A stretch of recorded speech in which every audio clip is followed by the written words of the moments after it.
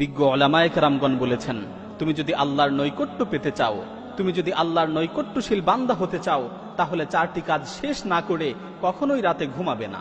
প্রথম কাজ, আল্লাহ ইয়ানামা ওয়ালাহু ওয়াজহুল আরদি খাসামুন, কারো সাথে ঝগড়া বিবাদ চলছে, এই ঝগড়া বিবাদের মীমাংসা না করে রাতে ঘুমাবে না।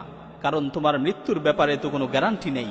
এই ঝগড়া বিবাদের মীমাংসা না করা অবস্থায় যদি রাতে তোমার মৃত্যু হয়, আর বিবাদী ব্যক্তি যদি কিয়ামতের দিন তোমার বিরুদ্ধে আল্লাহর কাছে বিচার দায়ের করে, সেই সময় তুমি কি করবে? দ্বিতীয় কাজ, লা ইয়ামবাগি লাহু আইয়ানামা ওয়া ক্বাদ বাকিয়া আলাইহি ফারদুম মিন ফারাইদিল্লাহ, কোনো ফরজ কাজ বাকি রেখে রাতে ঘুমাবে না।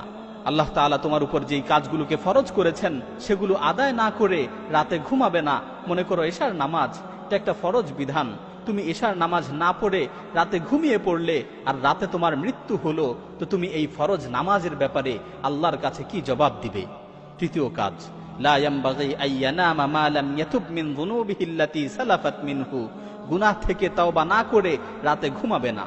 মনে করো তুমি দিনের বেলায় কোনো গুনাহ করেছো আর তওবা না করেই রাতে ঘুমিয়ে পড়লে, মালাকুল মাউত যদি রাতের বেলায় তোমার কাছে চলে আসে, রাতে যদি তোমার মৃত্যুর সময় হয়ে যায়, তাহলে যত চেষ্টাই করো তওবা করার আর কোনো সুযোগ থাকবে না। চতুর্থ কাজ, লা ইয়ামবাগি আইয়ানামা হাত্তা ইয়াকতুবা ওয়াসিয়াতান সাহিহা, ঘুমানোর পূর্বে উত্তম একটি ওসিয়ত না লিখে ঘুমাবে না। কারণ তোমার মৃত্যুর তো কোনো নিশ্চয়তা নেই। রাতের বেলায় যদি তুমি মৃত্যুবরণ করো, তাহলে ওসিয়ত করার আর কোনো সুযোগ থাকবে না, তাহলে ওসিয়ত করার আর কোনো সুযোগ পাবে না।